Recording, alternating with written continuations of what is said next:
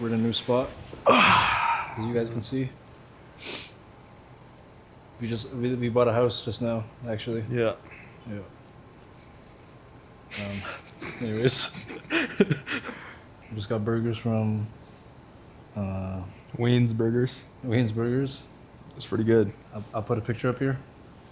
Are you actually? Maybe. It's pretty good. It was in Cochrane. Nice little spot in Cochrane. You were supposed to Pretty have good. Sorry, you were saying? What? What were you saying? What do you mean, what was I saying? Continue. Oh. Let's cut you I off. was saying the burgers are pretty good. Mm-hmm. I'm like a very burgers and fries kind of person. Swear that's boy. Like, Sorry. I don't really... Huh? Wait up, boy. What the fuck? Yeah, when I crave food, it's usually like that, like fast food, like burger and fries. I don't really ever crave like... Ramen. Yeah. I kind of had that craving today, and that's why I was like, burgers. Ramen? You were craving ramen? No, burgers. Oh, okay, weird. Yeah. It was good. That was very satisfying burger and fries. Yeah. I think I was craving burgers like... Actually, low-key, I'm always craving burgers. I think like the last 3 times I could have gone for a burger. But I'm we also... went for a burger last time. Did we? With about chicken. Oh, yeah. But that was like after. We had a double meal that day. Yeah. What was the first meal? That was ramen. Right? Yeah, it was ramen. That shit was garbage. It's kind of ass, though. Yeah. Never trust the TikTok.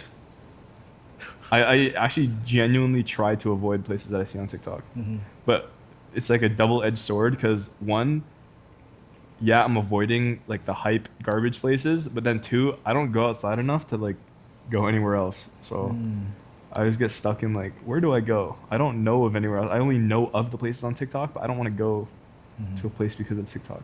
You kind of that when we went to Japan, we would just look for like hole in the walls. Yeah. Those were the best spots. The Yeah. places we saw online were like, this shit was overhyped and not that good. Yeah. I don't... I think I talked about this with like when I was talking about how I used to play video games. I used to look up all the best things to do, or like how to play the game right. 100%. Whereas like I'm not playing the game, like I'm just checking off a list. So I stopped watching game trailers, tutorials, movie trailers, and even like TikTok recommendations. I try not to. I don't want to create an expectation off of someone else's experiences. So try to go in as blind as I can. And then maybe I'll look at their experiences after to gain a perspective. Like maybe it tasted bad because I didn't eat it the right way, you know? Yeah. We were supposed to eat it like... Yeah, but you know, maybe I'll look up Wayne's Burgers after. But it was pretty good. I was pretty satisfied with that. So I don't really need to look up a tutorial. Tutorial.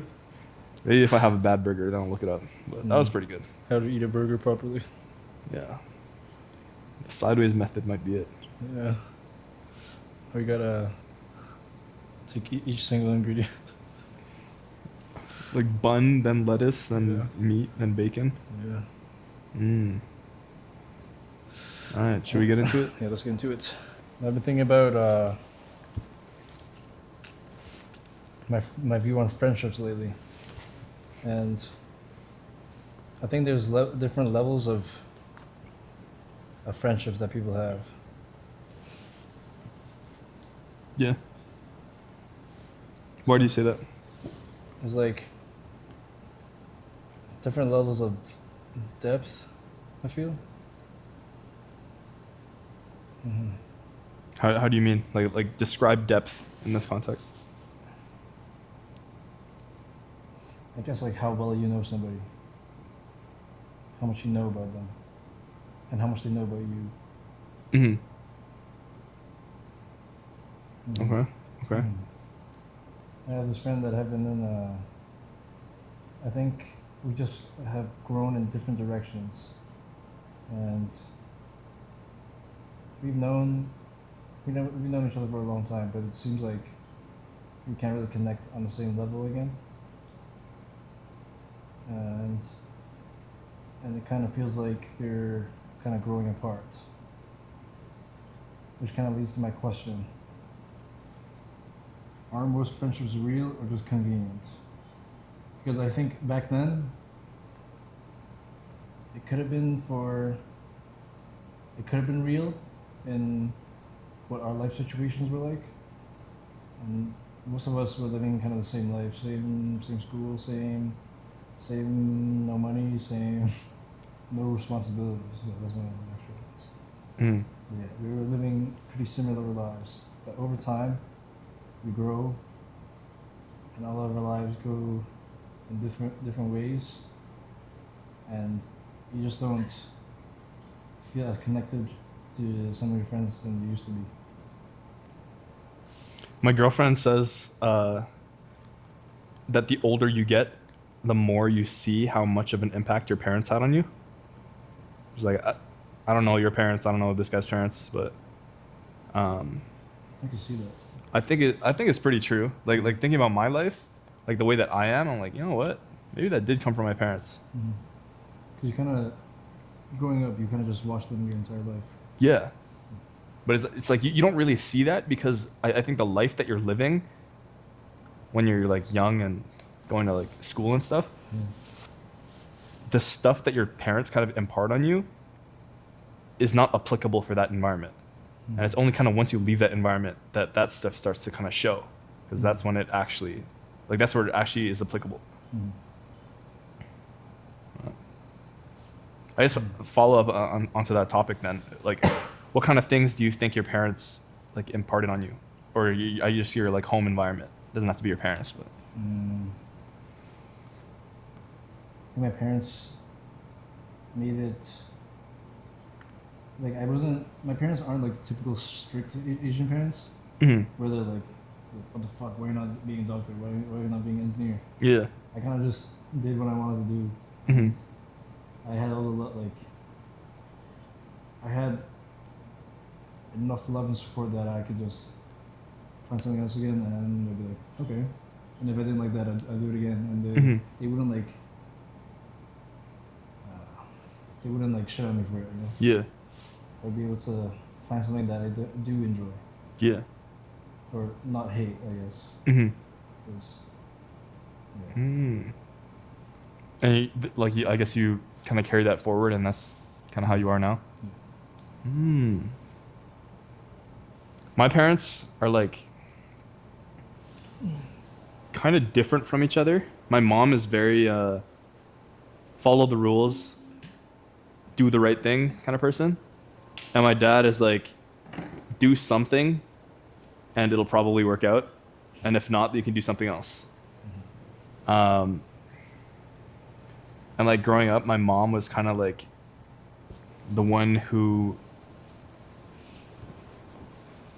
kind of steered the boat, if that makes sense. Like my dad made money and stuff, and like he was there, but my mom was like, this is what we're doing. You know what I mean? And I think we were kind of talking about it in the car, like I'm very like systems person. I don't like, I like deferring stuff to the plan. So I'll create a plan, and then once I've created that plan, I stop thinking about it altogether and just let the plan or the system do its thing. I think I got that from my mom, but from my dad, I got, if this system doesn't work, just switch it. Like, it's okay to kind of pivot, but also, my dad is like weirdly good at like everything that he's really tried to be good at.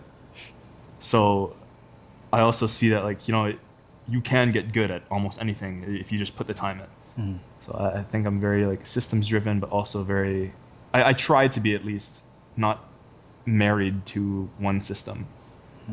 Be open to changes like that.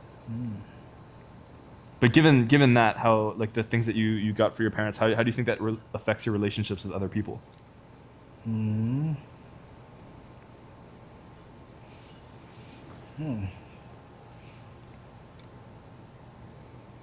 For me, I think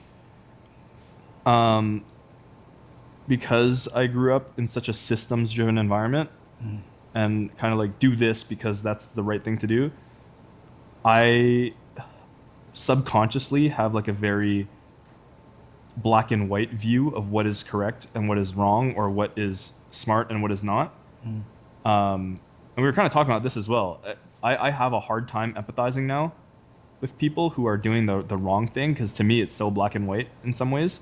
This is also due to kind of life experiences and making my own mistakes and realizing, like having to learn by myself what is right and what's wrong.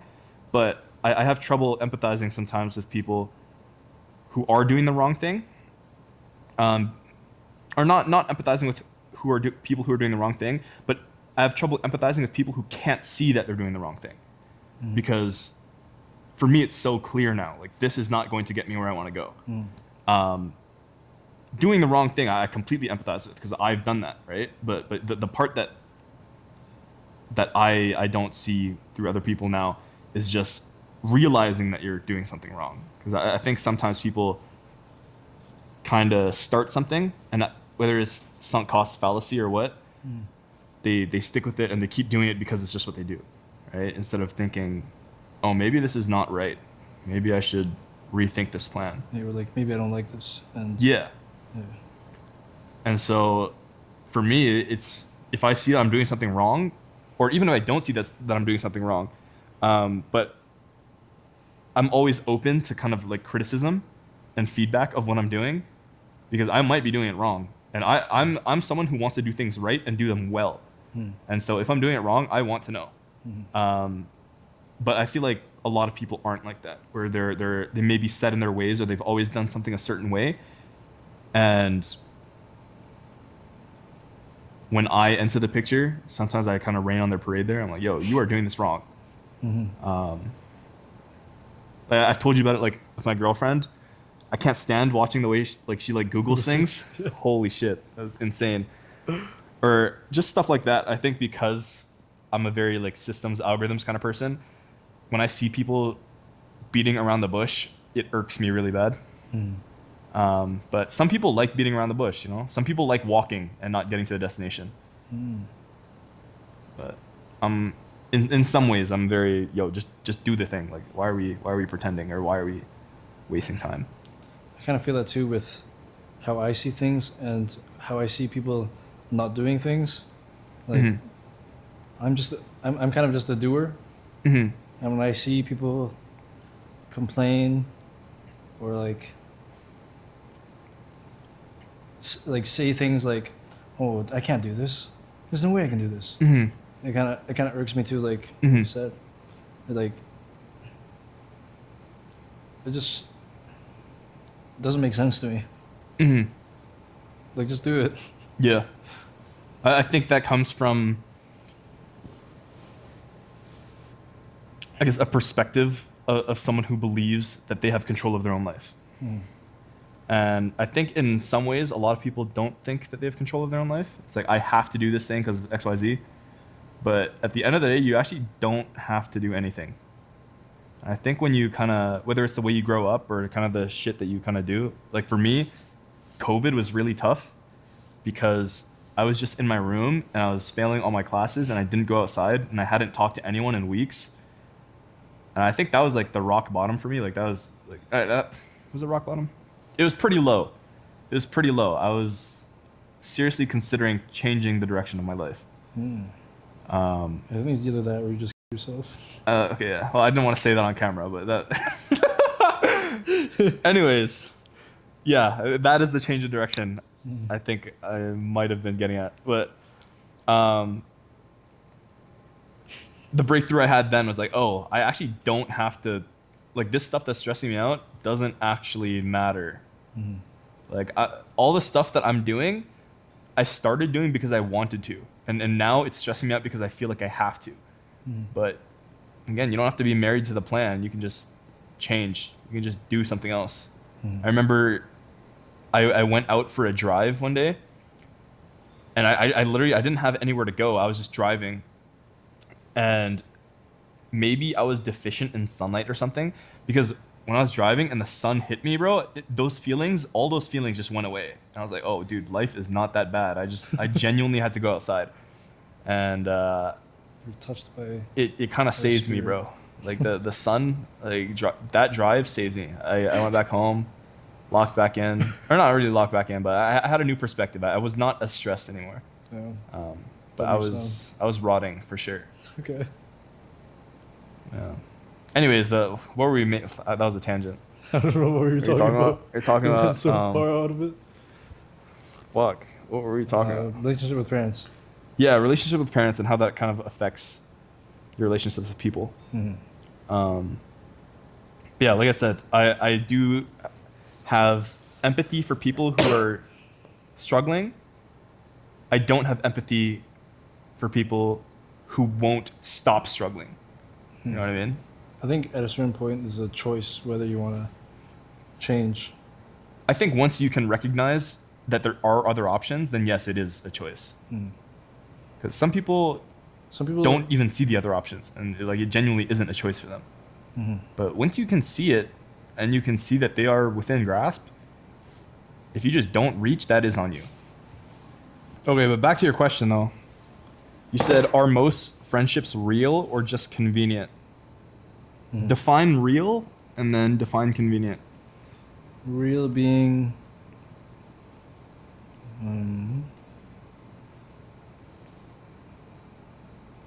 like someone that would reach out to you regardless of convenience.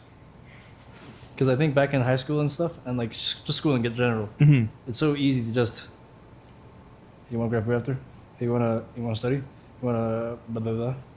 Now that we have like our own time, we can choose to be intentional with our time, and who we put the time into is, Where our friends actually are? I think so. I see. So then, what would be a convenient friendship now? By now, I mean like post school. I think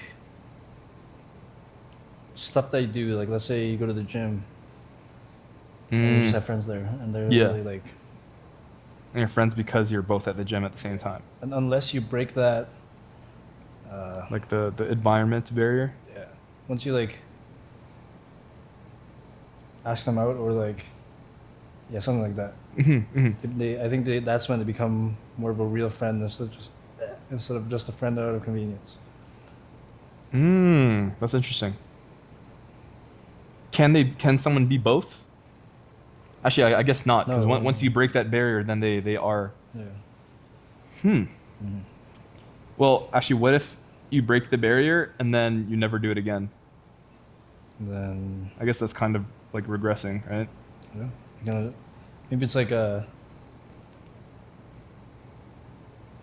Maybe this is like a spectrum. Yeah. The more you hang with them, the more real it gets. Because now I'm also thinking like, you could also just hang out with people out of convenience. What do you mean? You know, like let's say, let's say we only go to the gym, like we're only friends because we go to the gym, right? And then something's happening for Stampede. I have a ticket. You also happen to have a ticket, and none of my friends that I want to go with are going. I'm like, okay, well, let's go together. That would be like a convenience outing. You know what I mean? It's true. Never thought about it that way. I feel like that's pretty common too. Like you see like, oh, we both have tickets to this thing. Let's link up when we get there. And sometimes it happens, sometimes it doesn't. But it wasn't. I don't know. Maybe I feel like there is some authenticity there. But I definitely think there are cases where it can be like a hangout out of convenience. I think that ties to your question on how friendships are measured, or how relationships are measured. Yeah. So yeah, I saw your question, and that's why I asked that. Kind of along the same lines, like how relationships are measured. When I was young, I thought it was just time. Like I used to think, oh, this is my best friend because we've been together since kindergarten, whereas you've only known him since second grade, so you can't be his best friend. But eventually, just looking at my relationships with people, I was like, dude, that cannot be the case, because I moved twice, and it was like everyone I knew was like I only knew for like a month. So there's no way that like how are these relationships? How are some deeper than others? If I've spent these like relatively same amount of time with everyone. So yeah, it definitely can't be time. I wrote here, when everyone has everything in common, the only metric is time spent together. And this is kind of what you were saying, right? Where how before you could make your own decisions. Everyone just kind of became friends because they had everything in common. I wrote there's some factors that are like less measurable, because I think even in that environment where everything is the same, there are still things that are different. Like you could probably think back to like first grade, and you know, like some people had deeper friendships or different, like were more popular or whatever than others for whatever reasons. And I wrote some of those factors. I wrote attraction, language, upbringing, values, etc. And I think that these factors are what people generally call compatibility. Because compatibility doesn't really mean anything. When people say, oh, we broke up because we weren't compatible, that does not tell you anything. All that tells me that you guys didn't like each other. So when you break down compatibility, I think it kind of becomes these factors: attraction, language, upbringing, values, and more. Like there's definitely more, like money management, stuff like that, right? But I think those are still visible even when you're young and in school. Maybe not like money management, because no one's managing money, but I think definitely attraction, like confidence, language for sure. These things influence how you feel about people. Were you popular growing up? I was a popular loner, you would say. Okay. Only kidding. one person thought you were popular, and it was you? No, just kidding. I'm just trolling on that. I think I was like in between. I feel like I was a little bit of an attention whore. Okay. Maybe I didn't get enough love at home or something. Describe attention whore. How were you an attention whore? I kind of liked being a center of attention sometimes. It's like saying stupid shit, like falling for no reason, Okay. touching girls. Whoa. Like, Okay. let me elaborate on that. Okay. You know, like tasing people used to be a thing. Oh yeah. We do that a lot. But only to girls. Guys too. Okay. Okay. Anyways. Yeah, I was a medium popular person. Okay. Would you say you were well liked, or were you like popular because you were like infamous? Like. No, it's hard to say. It's been too long. I feel like maybe that middle ground, where some people hated me, some people liked me. What about you? It's nice and warm. It depends, because when I was still in St. Croix, that's where I was first. I moved twice. So I was in 3 different locations. In the first location, I don't think I was popular, but I was well liked. Like no one had problems with me. Mind you, this was only until like 5th grade. That was when I moved, right? But it was whatever. And then after that, when we moved to Fort Mac, I don't think I was like popular or well liked. I think I was just new. I was like the new kid, and so like everyone just wanted to be around me because I was like the new kid. So that was something I'd never dealt with before. And then 3 years later, I moved again. So again, I was like the new kid again. It was Fort Mac and Calgary. It was St. Croix, Fort Mac, Calgary. Yeah. St. Croix. Is that America? Yeah, it's like a territory of the U.S. So like they drive on the left side of the road there, but I do have a U.S. passport. But it's not real. I don't think it's a state. Well, I've never heard of that. It's by I think Mexico. Oh, it's in the in that area of islands. Okay. Oh, shit. I thought there was a globe here, but I guess not. A globe? A globe. Like the circular map. I know what a globe is. Okay. I feel like I saw a globe earlier. I feel like I remember seeing a globe. Yeah, I don't know where. That was at I Vanessa's thought I house. saw a globe as well. I remember seeing a globe at Vanessa's house. That's where. Well, maybe that's what I'm remembering too. But anyways, yeah, I was I wouldn't say popular. I never had beef with anyone, but I was always like a new kid. So I don't know. I don't know which one of those values come into this. Maybe novelty. I don't know. I did have good friends though that were yeah, actually I guess I can't say I was only a new kid because I did have friends that were friends not because I was just a new kid. Hmm. Um, What does novelty mean? Novelty is like new. It's like new stimulus. Like Hmm. I don't know. I could look at the textbook definition, but I don't really want to. Okay. Yeah. Fuck That's the closest thing I can say. Like novelty is new. Like you do like for example a black milkshake. Ew. Like it doesn't taste like anything else, but people will get it just because it's like, oh, it's new. It's like Mm. that's novelty.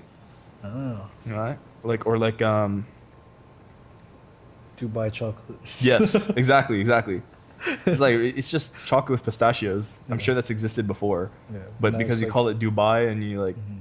wrap it up nice, now it's Mhm. Dubai chocolate. It's just novelty. What are we talking about?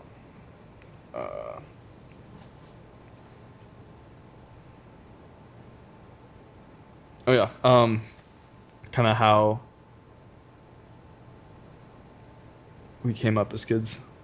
Popularity, factors that affect relationships, friendships. Mhm. Anyways, do you think that your popularity level as a kid affected the way that you handle friendships? Oh. Hmm.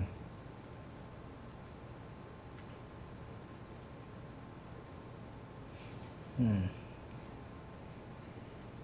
I think your popularity does affect how you handle people around you. I think being more popular gives you more exposure to like people. Hmm. Um, I I want to say in high school I was like decently popular. Like I had like a good amount of friends and like I was kind of cool with like everyone in my school, even though I didn't like know them. And I think because of that, like popular people deal with more types of people. Like exposure therapy, kind of. Yeah, exactly. Whereas I think being unpopular gives you kind of a naiveness to people.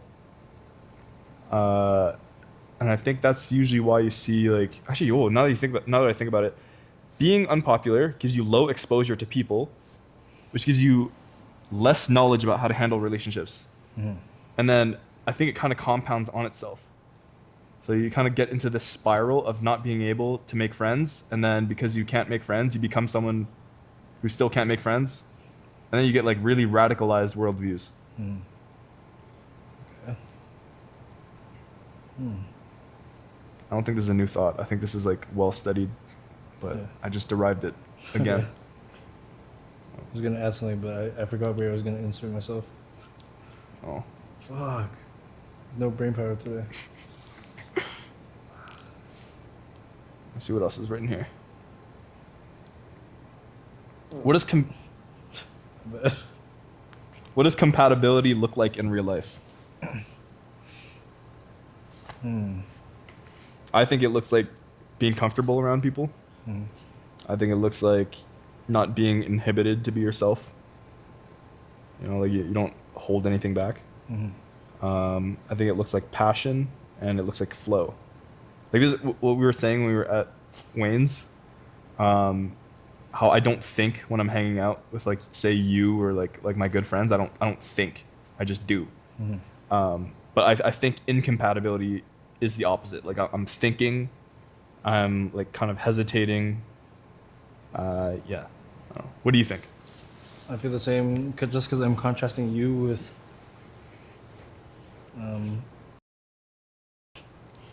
Okay. I definitely feel that incompatibility as friends now. I feel like I have to be careful what I say now around him.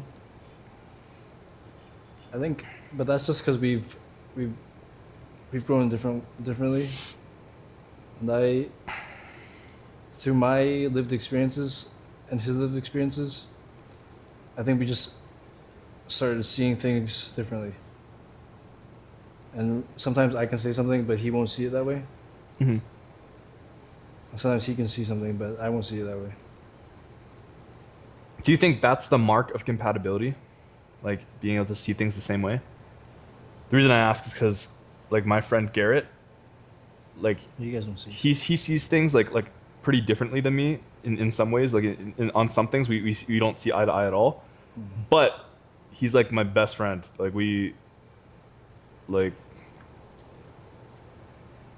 I wouldn't describe us as incompatible because I'm still like we're very comfortable. It's just we think don't that's think. The comfort. Yeah. And that may be it. Because I feel like I used to be able to be pretty comfortable and say whatever I wanted. Mm-hmm. But now I feel like that has shifted.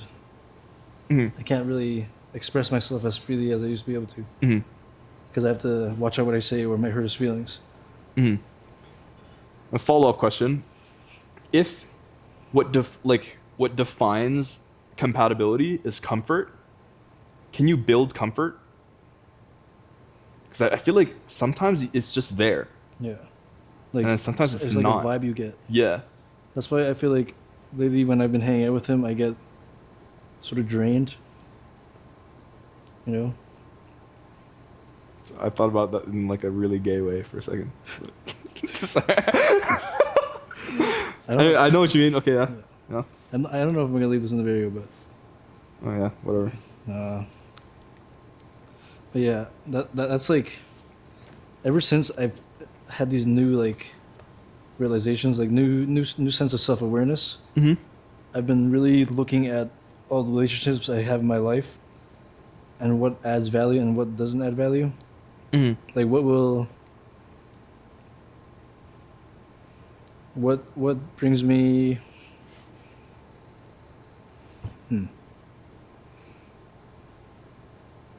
What brings you closer to the life that you want to be living? And I don't want to...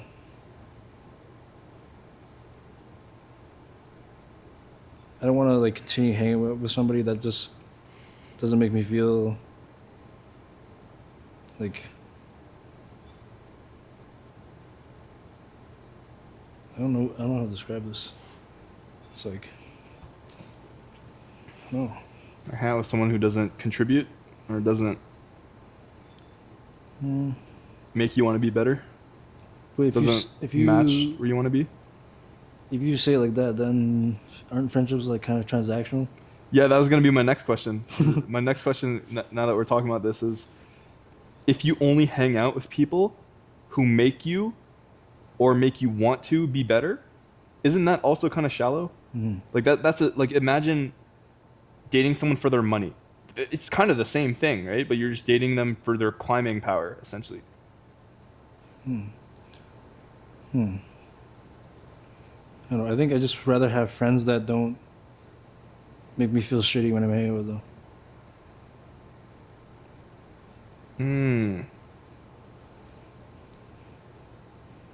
Like, he doesn't really do anything, but for some reason I just feel like shit when I hang out with him. Interesting. And I think it's... I don't really know what it is. It's like some kind of energy. I think I know what you mean. It's like an aura. Not a good one. It's... 'cause I feel the same way, like, around some people. It's not... Yeah, they're not doing anything. I think it's just people who have, like, a sad outlook on life. Is like, I just don't want that to rub off on me. Yeah. And it's like, when I'm around them, I can feel it, like, bro, like... Yeah, your life does sound like it fucking sucks when you talk about it. Like, but I'm enjoying my life. Like, I just don't want that to rub off on me. Yeah, I think that's what And it's like they're not doing anything specific, but it's just like bad vibes. Yeah. I think me and you, we can feel each other's like optimism. That sounds so gay. Well, I know what you mean. I think like we both bring an energy that we both can like kind of feed off of, you know, and like feel better for it. I think you naturally absorb the energy of the people around you. And some people, when they're extreme, like people who are really pessimistic, you're right. Like everyone can feel it, and it kills a vibe so fast. Have you ever introduced someone to like your other group of friends, and you just kind of feel bad for your other group of friends because like, I'm sorry, I'm bringing this person around. Dude, I felt that before. Oh my god, bro. And it's like no one's gonna say anything because like they know like, oh, this is Matt's friend, and then your friend knows like, oh, these are Matt's friends, but like everyone feels it. Everyone's like, why did they bring this person? Or like the person's like, why did he bring me to these people? And it's like it's just so different. The vibes are so off. It's like such a mismatch. It's like someone that's really It's like optimistic. a potluck, and someone brings like just poo on a plate. Like, What the fuck? I don't know why I thought of that, but Then the person that's optimistic brings like a golden scar. yeah.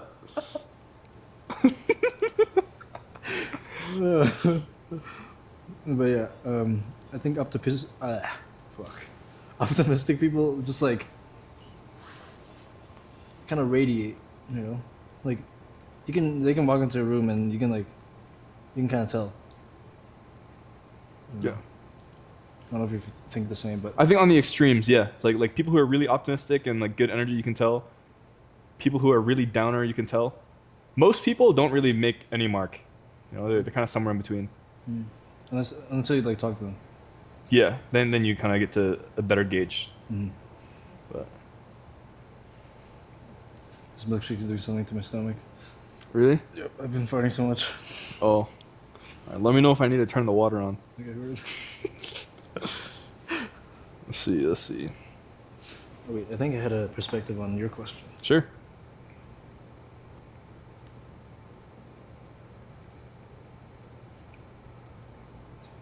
You said relationships can be measured with time.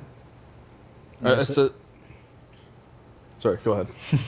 And I said it could also be measured with depth.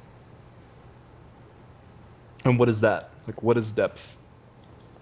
It's like kind of getting to know them, you know. I think you can know somebody for a long time, but not really know them. Mm-hmm. Well, you can know somebody for a short time and feel like you've known each other for years. And that's like kind of the depth, I guess. Like you can have a really close friend in a short amount of time, or you can have a really surface level friend that you've known for years. Mm-hmm. What kinds of people do you think create these kinds of relationships? Like, the reason I ask is because I think now, like, I've definitely met, like, you and I haven't known each other relatively that long. Thanks. Yeah, I was saying, you and I haven't known each other relatively that long, Yeah. but I think we have a pretty good friendship. Yeah. Like, I think we can talk pretty seriously about things that are normally uncomfortable for people. What do you think? Like, And like, my question was, what kinds of people allow for that to happen? people that have depth within themselves, I feel like. People that what? Have depth within themselves. What does that mean? Like they know. I don't know, I guess. Kind of just using a buzzword, actually. Yeah, you can't use depth to describe depth. I think what you mean to say is people who know themselves. Yeah. Depth. I think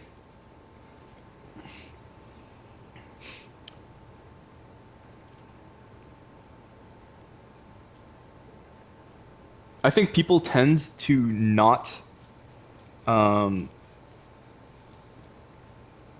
question themselves and figure out what they really feel. Like, for example, how people think about what they really want to do with their lives. I think because of the school system, people think, oh, I'm just going to go to school and be a lawyer because that's what the good thing is to do. But they never really think about what they actually want. And I think that's where you see a lot of like kind of quarter life crisis type stuff. But stuff like that, and not necessarily just like career, but about the stuff that actually matters in your life. You know, like, I don't know, the type of person you want to be, the type of people you want to be around. Some people never ask themselves these questions, or like the things in life that you actually care about. some people never ask themselves these questions, and I feel like, holy shit, what is on my foot?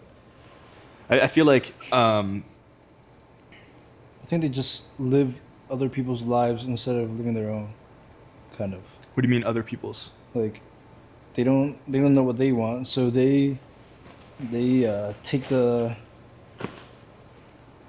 they like they kind of Follow a template?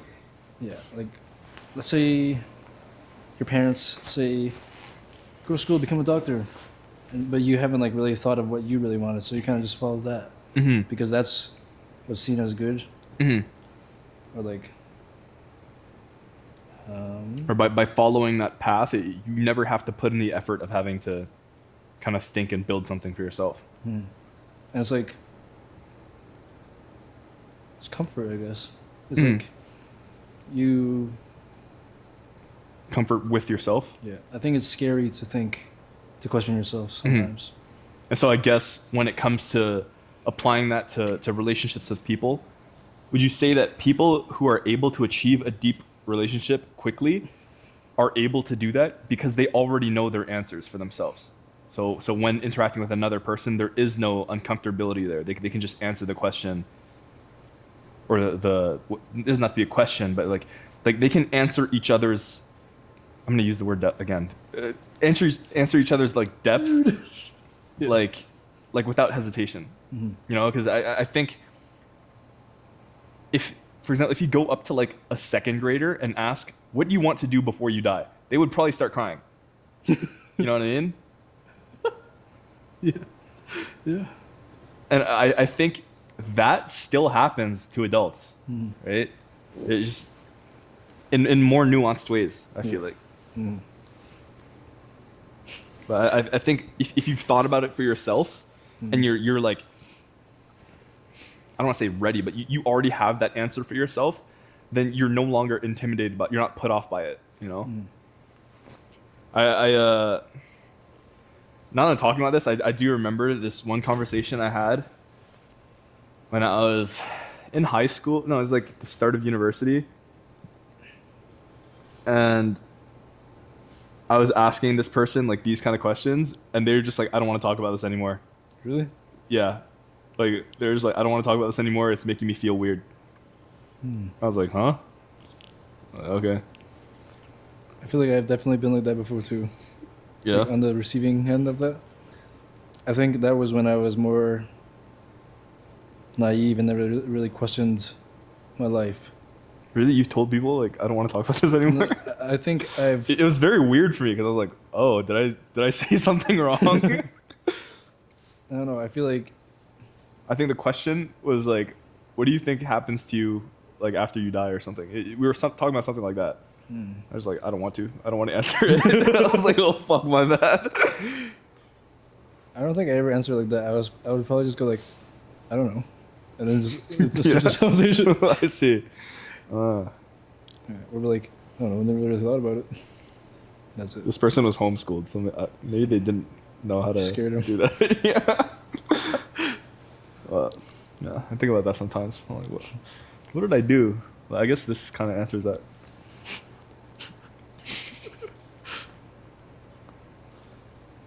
What were we talking about again? We'll see. How friendships are measured. And I was talking about the depth of it. Yeah, and then I asked you to describe depth. So with that being said, depth is kind of how well you know yourself, right? And that kind of like projects on other people, I guess. Mm-hmm. Well, if you know yourself, then you know how to deal with other people, right? Because I think other people are just like a conversation is just an interface for me to get to know you and for you to get to know me, right? Or to get something done, but we still have to interact with each other. And with depth, if you know yourself very well, then in a conversation, you don't have to think about the flow of that conversation, right? It just like comes out. Mm-hmm. Yeah. I guess that's kind of how we've built our relationship.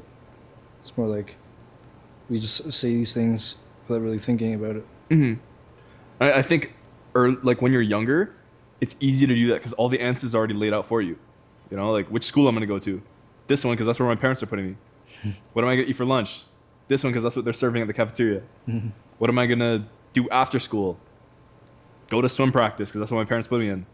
You know, and it's like there are people. There's lots of people that have all those same choices for you before pre-freedom.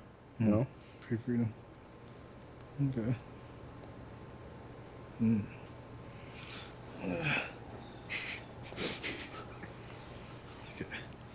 See if I have anything else to add to Sure. that. Yeah, I think that's all I really had to add to that. Mm-hmm. What's next? I see a little bit further down. You answered, "Is it possible for incompatible people to become compatible?" Mm-hmm. What do you think of that? I think I did say that out loud, but I don't remember. No, I don't think. I don't think we got there yet. But I think yes and no. Yes being.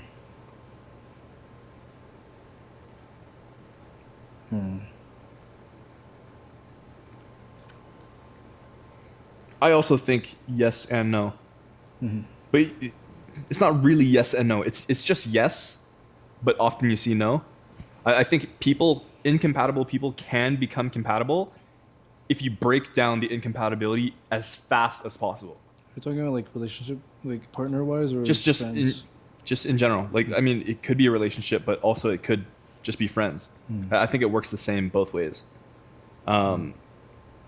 But anyways, what I was saying is like, yeah, if you can break down like the elephant in the room that's kind of keeping you guys from connecting, if you can address it as soon as possible, I think you guys can move to compatibility. An elephant in here would be crazy. An elephant in here would be crazy. True. Anyways. Like for example, I'll use dating apps as an example because that's what it was for me. I feel like when you meet someone off a dating app, I feel like the elephant in the room is just, do you want to have sex? Maybe that's just what it is for me, but I think that's what it is. I think that's like mostly what people like kind of portray it as, like meeting up. So, yeah. And at least in my experience, the faster you can address that and just get it like over with, the more you can actually get to like really knowing the person. I'm not saying like have sex as soon as possible. I'm just saying address it. Like, I don't want to have sex with you. It's like, okay, good. What do you think of the movie? You know what I mean? Like, you know what I'm saying? But like in friendships, it presents differently. You know, I think sometimes with friendships, I feel like in friendships, usually what it is there's some like hierarchy if it's in a group, or if you just want something out of the other person, that's what it is. It's like if you both can feel it. Now your mic is on the back of your head. If you both can feel it, then that's probably the elephant in the room. And I think with incompatibility, usually people are incompatible because there is a big thing that one or both want to address, and they're not addressing it. So I think in general, yes, two people can become compatible. But the reason why I say yes and no is because in practice, people rarely address the elephant in the room. Like they just kind of. How do you mean with that? Like, let's say you're dating someone and you really don't like their parents or their family or something. But you never like bring it up. And they know that you don't like their family, but neither of you really brings it up.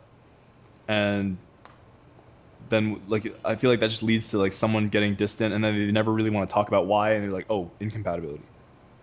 Right? Or like with friendships, it's like one person is going down, like, say, like advancing in their career, wanting to spend their money a certain way, and like starting a family, you know, and then the other person is like, say, hooked on like heroin. You know, it's like I pick an extreme example, so I pick an extreme example so it's easy to see what I'm talking about. But like you get what I'm saying? Like, Yeah. they probably aren't going to talk about doing heroin. One's just going to disappear. You know? Like, Huh. What did I write down for this? But I think if you address that elephant in the room, you're like, hey, bro, I don't think the heroin's like we can't be friends if you keep doing the heroin. Like, you're right, man. And they keep doing the Then heroin. you either then you end the friendship there, or it just, or he stops doing heroin. But I think by addressing it, you've achieved a new layer of depth for the relationship. Right? Do you think in my situation I kind of did that with what I did? In a way, yes. I think in that situation, you're telling him, hey, I think I see that you are unhappy with some of the things going on in your life. I've been there. Like, if you want to talk about it, let's talk about it. Whether he receives that good or bad, at least now he knows he can talk to you about it. Like, I'd argue that is a new layer of depth. Whether he chooses to act on it or not, that's up to him. But you've introduced that into the relationship now. And had you not done it, it might have like never come up. Right? And at least now, let's say the friendship ends because of that, he can never say, oh, he just stopped being friends with me for no reason. Like, he can never say that.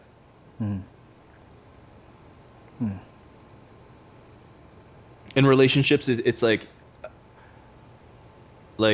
we have a mutual friend that gets into relationships and she just fucking hates the guy every time. And I ask her, like, did you tell him like why you feel this way? Like, no. He should just know that. As a man, he should just know that. What the fuck? I'm like, okay, buddy, like, Yeah. it's like, well, if you talk to him, maybe he'd know and he'd get better at it. No, as a man, he should just know that. There are real girls that are like that. Yeah. Yeah.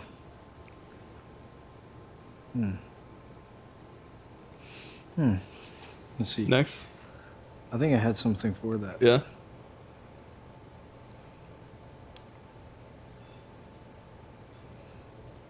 What I talked about was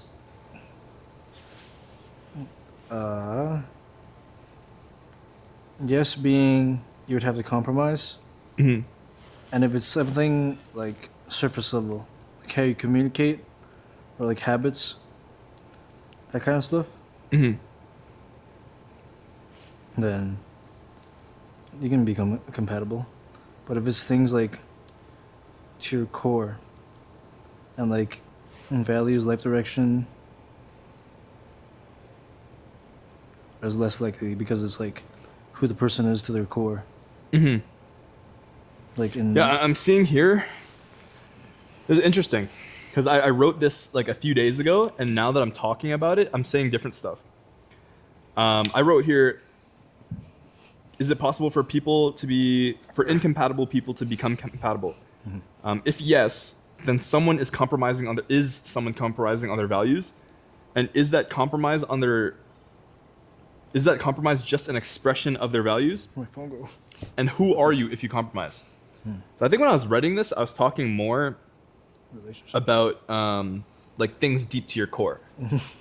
Because earlier I was talking about compatibility in terms of like really shallow things. Yeah. But here it looks like I'm talking about compatibility of like lifestyles. I think that's when it's like Someone has to compromise, right? Because lifestyles is literally like how you live. and that's right? more likely unchangeable. I feel I don't think it's unchangeable. It's just really hard.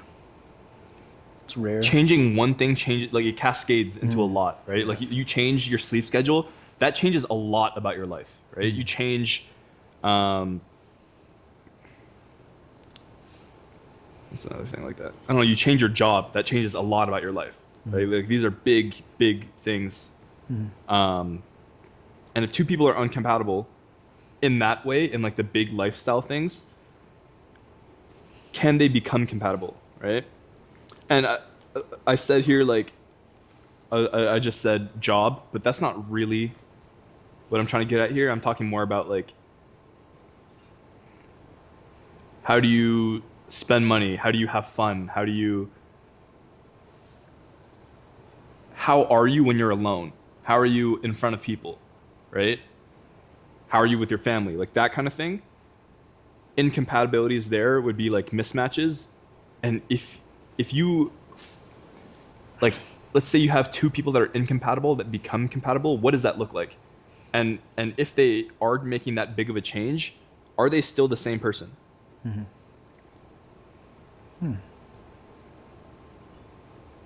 Because I'd argue that if two incompatible people become compatible in that kind of a change, one person is changing significantly something about who they are, right? But then if you're changing something that significant about you, one, you're not who you are, but then two, they're not the person that you like anymore. But I guess what you like can change, and who you like can change. Yeah, people are dynamic. I used to struggle a lot. I mean, I still kind of struggle with it. About being myself in relationships, whether it's friendship or otherwise. Like I've broken up with people because I felt that if I compromised, I would not like myself anymore. I don't know. What are your thoughts on that? On compromise in that kind of context? Because I've had conversations where people say like, if you can't do this, then that just means you don't love me. Which I think that's toxic. Like I don't think that's true at all. But in practice, like there are times there's like, if I don't change this, then I can't be with this person. Like it just won't work. And I'd argue that is incompatibility, but also if that's incompatibility, then you can't really become compatible, right? Because you would be becoming someone who you cannot maintain, right? It's not yourself. Do you think there's situations where that's possible to change something that big about yourself? And still and like in a sustainable way? I don't think you can. With what happened recently, with me and young boy, I think what she wanted out of a relationship was something that she couldn't see in me. And that was like big enough to see that it wasn't sustainable. And now now that I see it, I do see where she's coming from, and from where I was before, I do see that it wasn't as sustainable as it could have been. In that situation, I guess the compromise that she would have to make is to not want that. Yeah, like right? stoop to the level I was at before. And then your compromise would have to be to become whatever it was that she was looking for. Yeah. Or it's and neither of those are really. It's either I go down to her or her level, I go up to her level, or she comes down to my level. You know. And since she had more of her life figured out, she wanted someone to meet her up there. But I couldn't meet her up there, and I think that's where the incompatibility was. But I don't know. Sometimes I think about it. It's kind of like funny to think about, because I feel like the person I become could be more of a better match with her. But I don't really hold on to that. I just think about it once in a while. And she's probably not the same person either. That's true. Yeah. Do you believe in soulmates? I don't know. If she comes back, then maybe. If she never does. If she comes back, you think she's your soulmate?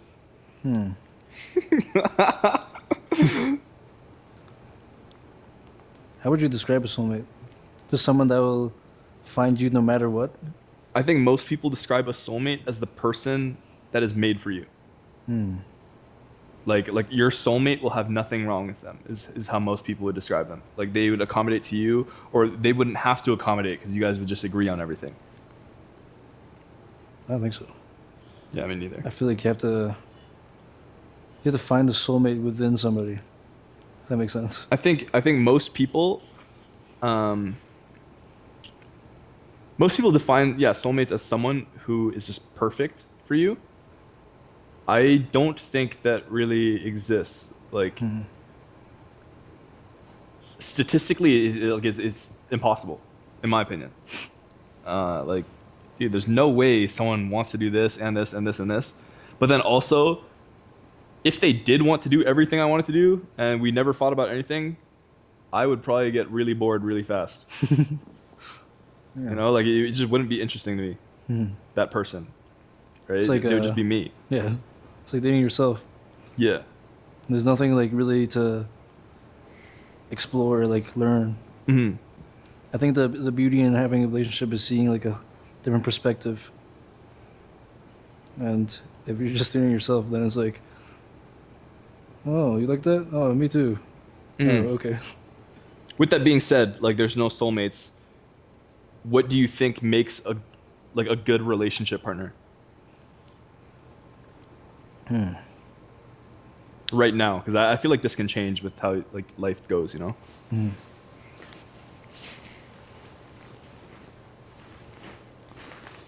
Hmm.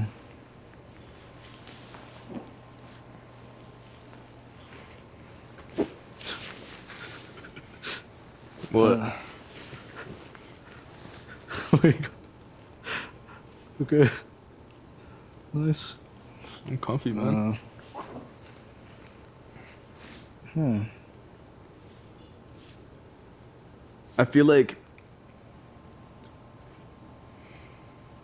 I feel like with relationships, there's like a very surprisingly short list of things that have to be there, and then everything else you can just deal with.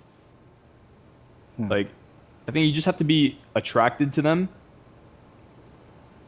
You have to be able to talk to them, like, and not hate talking to them. And what else? It might just be those two things. Like, Like desire and like interest, I guess. you have to want to grow with them. I'd say that's the third. Grow with them. Yeah. And then everything else you just figure out. You know, like, not like it's. I've always said this. I can tell extremely fast whether I'm gonna like someone or not. Like within minutes, maybe hours. Like I can tell like, yeah, this person is like, I like this person, or I'd never want to talk to this person again. I feel that. And I feel like Sometimes. relationships are pretty similar. Like, I feel like even like new people you meet, too. It's like friends. yeah, yeah. But yeah, back to the relationship thing. I think being able to be comfortable with them too. Like you can express yourself without seeing or being judged. Or yeah, just like freedom of expression, I guess. I think that's a harder one for most people to figure out. You think so? Why? I don't know. There's a lot of relationships out there where it's like one person had no idea what the other person was thinking. You know? Do you think that comes from like little desire? What do you mean? Like no desire to get to know, like no sense of curiosity? I think you're right. I think the third thing is not wanting to grow with them. It's openness. And that would be like curiosity and Yeah, I think so. I think that puts it better. I mean, both people have to be open to each other. I feel like I haven't really been until now that I'm trying to work on my relationships with friends that I value. And I don't know, it's nice. I feel like before I viewed things very differently. Like even like relationships, I would kind of just view it as kind of just comfort and solely just comfort. Now I see myself wanting to get to know people more, Mhm. and not just like on a surface level, and more like more I want to pick their brain, you know, Yeah. instead of just like, what's your favorite color? Yeah, I agree. Oh, I just had a random thought. Hmm. Do you think pretty privilege is a thing? Absolutely. Do you think you've been a victim of it? A victim?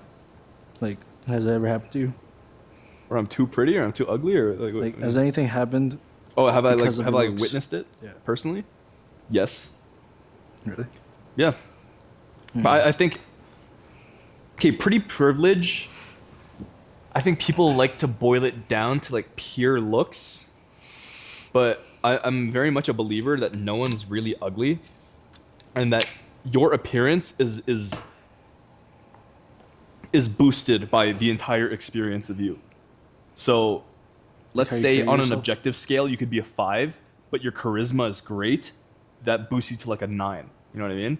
I'm a very strong believer in that, right? I think I agree with you on that. And so I think with pretty privilege, people like to cop out and say, "Oh, it's because they look like this, this, this."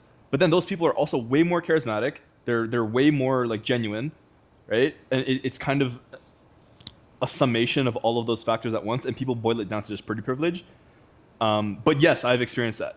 I was literally talking about this the other day, because I was interviewing for jobs recently, and I was saying how like technically, I'm not very good technically. Like if you put me in a technical interview, I'll probably choke and shit the bed. Like I'm not good. But what I started doing in my interview process was I'd say, hey, I know that my technical results may have not been very good, but why don't we do another technical in person? I can show you the way I'm thinking. And every time I've done that, I've gotten a call back, and now I'm hired. Wow. Like, and like I said, it's like stuff like that, like pure like visual or pure charisma. Like pretty privilege is always boiled down to just looks. But I think the way that you perceive someone is not just looks. Maybe on like Tinder where that's the only thing that you have, but in real life, you never perceive someone just looks. Right? It's always everything else. Like how And they if you present have themselves. everything else, then you don't have to depend on just looks.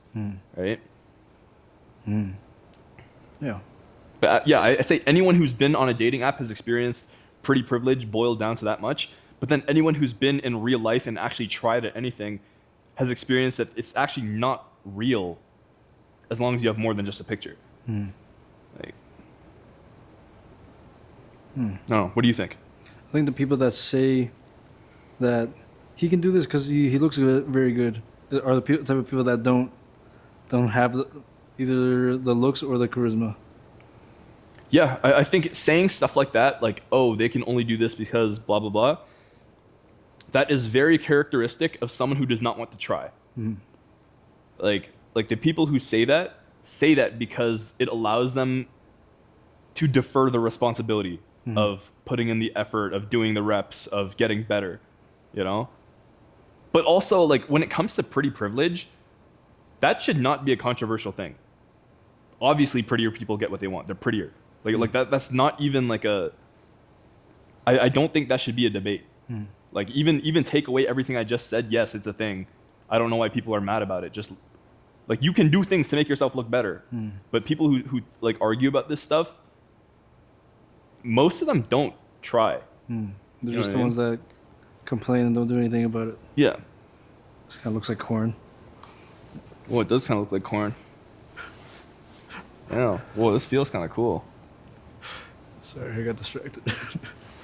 Do you have any additional thoughts on that? Pretty privilege? I think we kind of boiled it down. Pretty privilege shouldn't be controversial. Obviously, it's real. You can apply it to a lot more things than being pretty. People who argue about that kind of stuff are the kind of people who don't want to try. And I think that's my issue with people who complain. Just that also ties to pessimistic people, Yes. and optimistic people are the ones that try Yes. and aren't. I think optimistic people don't... It's not that they don't see what pessimistic people do. It's just they feel that they can do something about it. So they carry it, but don't like let it stop them from doing what they, Yes. you know. Yeah. Yeah. Any more thoughts on that or next? Not much. everything kind of ties together. Yeah. It's pretty cool. This is good. Like this format, because I think if we get lost, then we can refer back to the list. But I think it's been going pretty good. We've been finding topics as we go. You know? And everything is kind of... We're not just sitting here thinking. Hey, word. Let's see. We can get into more doing versus thinking. That's kind of yours. Let's see. Gooning versus maxing. We do have a segment on complaining here, but I think we kind of went over this already.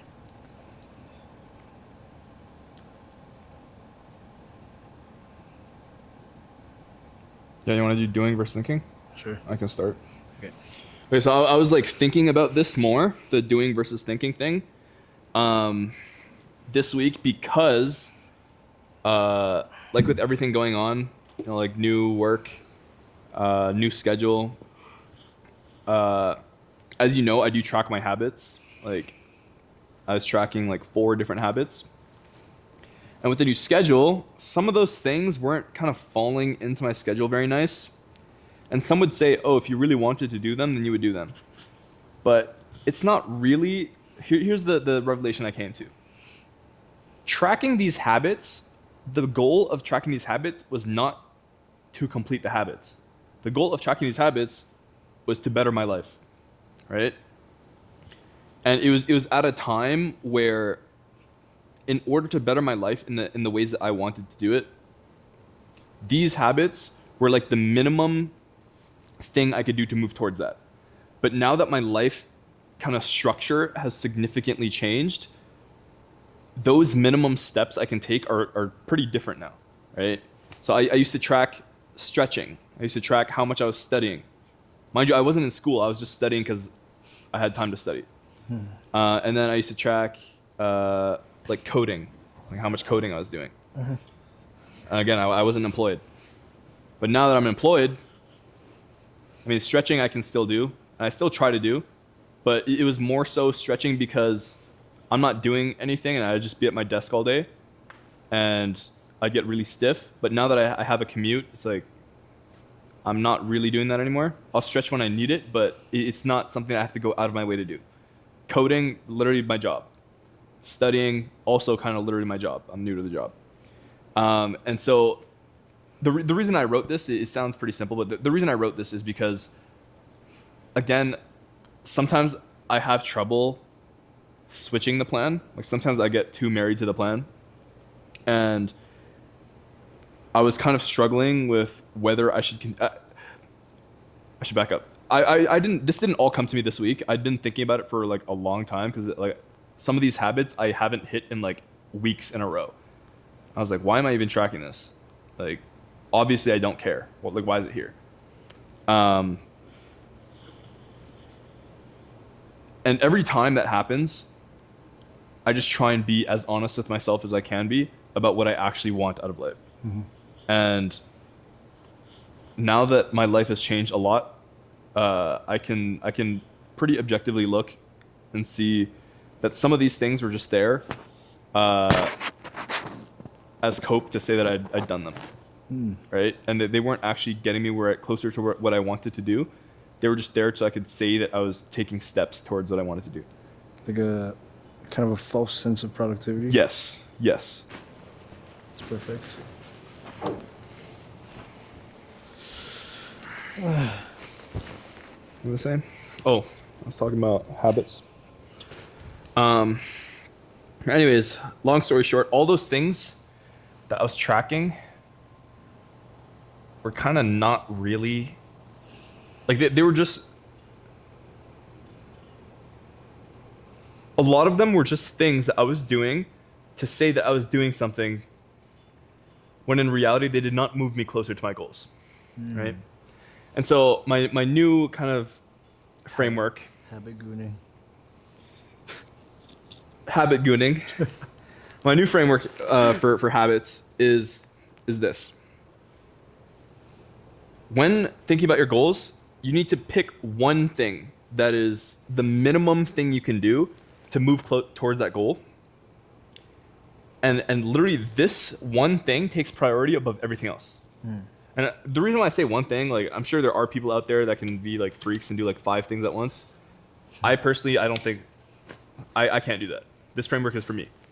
What I found works for me. Pick one thing and prioritize it above everything else. Everything else, every like other optimization is lower in priority, and they should only be there if they help you do that one thing. But what I was doing before is I'd have like 5 different things I was tracking, and it's like I'd miss one thing and be like, it's okay because I hit the other 4. But it's like these are all for other goals. So what's the point, right? So if you're going to track more than one, pick one thing above all, and then all of these others help you do this one thing. Make sense? Like one goal and a bunch of things to Yeah. take to that goal. No, one thing. You have one goal. You pick one thing that is the minimum thing you can do to get to that goal. So let's say it's to complete a marathon. The one thing you pick should be to run every day, right? And then any other optimization that you have has to be with the purpose of making it easier to run every day, or making that easier to accomplish. For example, what I was doing before, I want to lift every day so that I can be this strong. I want to get stronger. But then I'd also have like study for an hour every day. Those 2 things have nothing to do with each other. And some would argue like, oh, but in real life, you kind of have to do both. Well, yeah, in real life, you kind of have to do both, but my overarching goal, like the thing I really want to achieve this year is not to like, for example, pass high school. Like you can do that. You can do whatever you want and pass high school. Anyways, besides the point. My main point being, with your serious goals, pick one thing. Everything else has to be with the objective of helping you do that one thing. And so now I've reduced my tracked habits down to just one thing, because the other 3 were causing me stress and taking away from the one thing that I want to do. Okay. That's pretty cool. Yeah. I don't know why I wrote that. It was just kind of a revelation and a thought that I was having. But have you read the book Atomic Habits? Kai Cenat is reading that right now. Or actually, I don't know. Maybe he finished it. He was going crazy. But in the book Atomic Habits, they talk about this kind of productivity trap that people fall into, and it's called the any benefit mentality. And it's where people will do things and justify it because it has some benefit, whether it achieves it helps them get closer to their goals or not. For example, let's say I want to make $1 million this year. And I go out and I buy a new car when I already have a working car, right? Any benefit mindset would be like saying, oh, I bought this new car because it gets me to work faster. Like, no, it fucking doesn't. Yeah. Like, you're still driving the same speed limit. Like, just because the car can go faster doesn't mean anything. And you're only logging the same amount of hours. That's any benefit rule.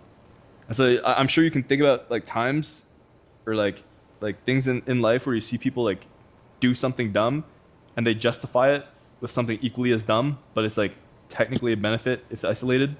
Like I've seen people like, let me think of an example. Sounds like cope. Yeah, it's like cope. Yeah, cope is any benefit mindset. Well, you ever go to the gym and you see like someone who wants to get stronger do jumping jacks? Never seen that, How the but fuck are you doing jumping jacks? Or like they're like there to hit legs and they only do like calves. Like they're like I really need to grow my legs, and they go and do like 15 sets of calves. and they do it like really fast too. Yeah, like bro, like what calves are my legs? It's like brother, come on now. Yeah. Well, speaking of legs, I've been doing hack squat a lot. Yeah. I finally hit I've been doing 3 plates 25 because I want to try and move it to the 4 plates. But yeah, it's been progressing. Dude, hack squat fucking hurts. I like it, but it hurts a lot. Yeah. I think it's about. I suspect I might be doing it wrong. Why? Do you like clank at the bottom? I I do touch the bottom. I don't really like. I try not to bounce. Like I do pauses sometimes. But I kind of feel like my body's gonna explode when I'm doing hack squats a little bit. Like the only reason I realized it is because recently I've been going to a gym that doesn't have a hack squat, and so I've just been doing leg press, which I normally don't do, and I realized how much less painful leg press is. I don't feel that way. I feel like hack squats. Is hack squat not painful for you? No. Really? Yeah. Maybe. It's like in my knees. Hack squat kind of hurts a lot. Maybe It doesn't hurt in a way that's like something's like about to snap, but like where my quads insert at my knees, like I feel a lot of stress there. Like right here. No, like right here. Yeah. I don't know. And also it feels I have to brace like super hard for hack squat or the weight's just not gonna move. Like it's genuinely like I think that's normal that it's just harder, but it does hurt more. I don't know. And I find it kind of nice compared to like back squats. Is that what they call it, or barbell squat? Mm-hmm. I've been doing hack squat instead of barbell squat. But I still do both, but because I feel like with hack squat, if your goal is to squat, which mine is because I want to powerlift, then I don't think you can just sub it. But I mean, if you're just looking for something like a big legs, knee flexion, yeah. then yeah, I think it's fine. What's knee flexion? Knee flexion? It's Yeah. like when you flex your knee, when you bend your knee. Yeah.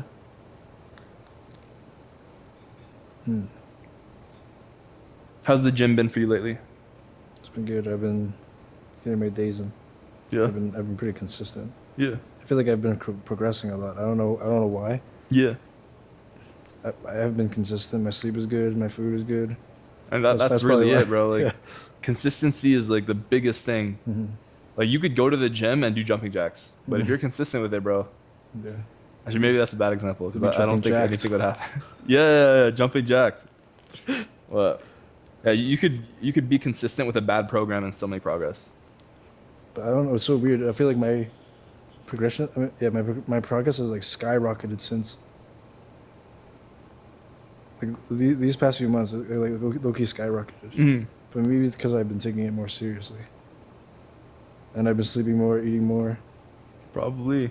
That's probably Probably. compounds. Because I remember weeks ago when we went to NIMS. Yeah. Maybe it's because I finished like a workout and I tried to bench 2 plates.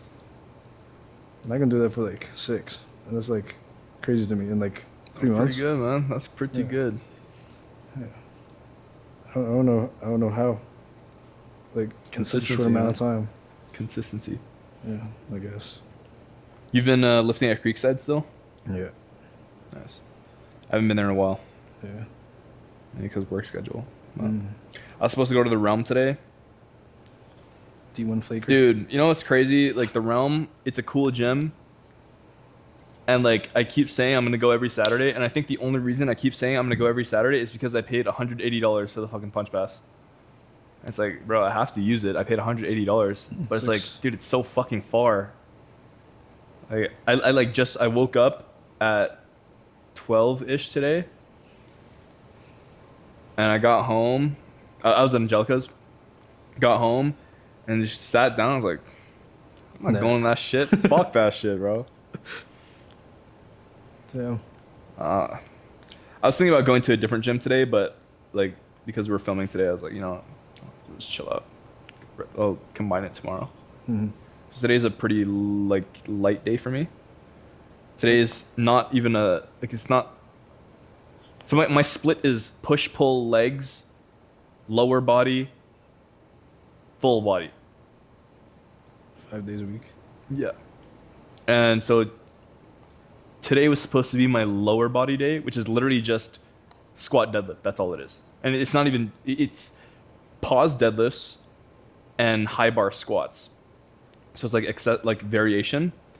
And then tomorrow, my full body day I don't do a compound movement, so I don't do squat, bench, or deadlift. I do like rows, biceps, triceps, shoulders, maybe quads. So, like I can stack it, like do my compounds tomorrow plus like arms, and that pretty much does my full body day. So, I'm not too hurt about it. But, I don't know. What's next? Do we have much left? I feel like we're reaching the end. Yeah, low-key. Are you hungry? Are you actually? I'm asking you. All I have left is gooning versus maxing. Oh no, I do. Okay, when is it okay to turn off go mode? What do you think?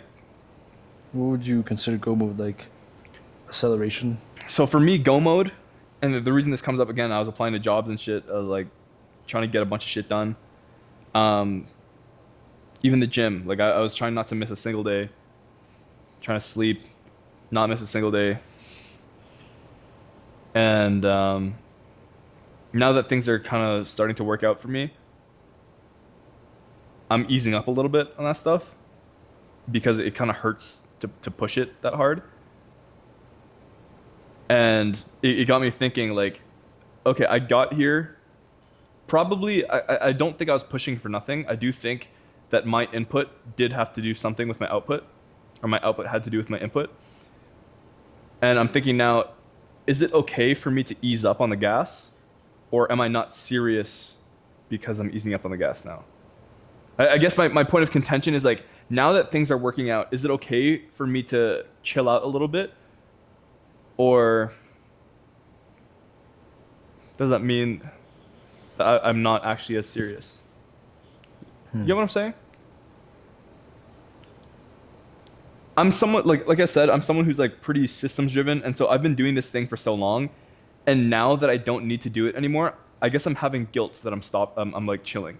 But you kind of did like get where you needed to be. I guess now you kind of. But is the game over? I guess that depends on your goals. I guess this kind of goes into what I was talking about previously. Like I did like kind of a re-evaluation on what I need to be doing now. Yeah, maybe I went through these in the wrong order, but I don't know. I think about this a lot. Like the line between resting and being lazy. When you need rest versus when are you being lazy? Because those things are always very unclear for me. And I think that's where a lot of my stress comes from, like not knowing the difference. Because I don't know about you, but for me, I almost always feel like I could be doing more. But at the same time, I do know that there must be a limit, right? Otherwise, I mean, otherwise there are people, I guess there are people that are just like way more exceptional than others. I think I have a comparison problem. Maybe. I think. Lost my train of thought. I think I lost my train of thought. Fuck. Holy crap, I'm gonna like develop Alzheimer's or something. Holy. This is bad.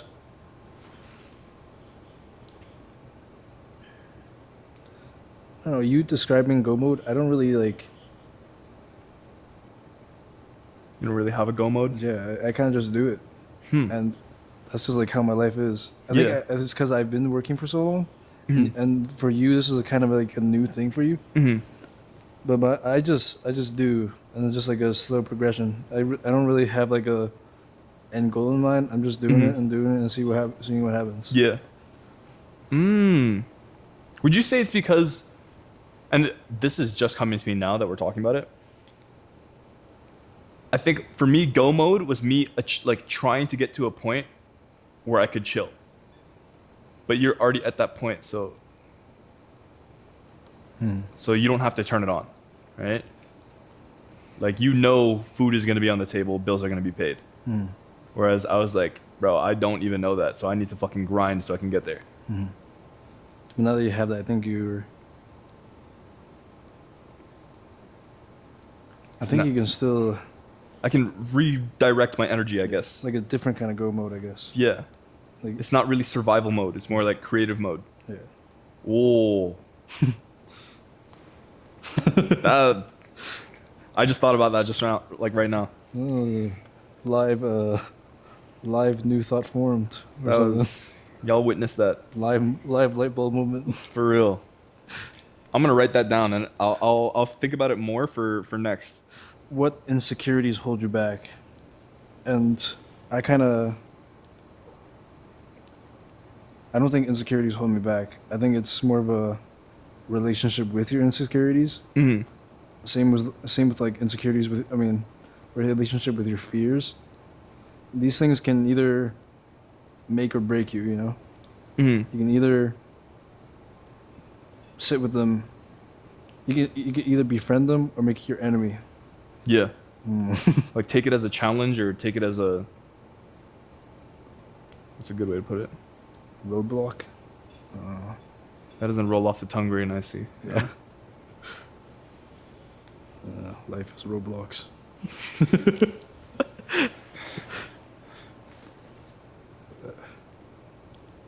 A constraint.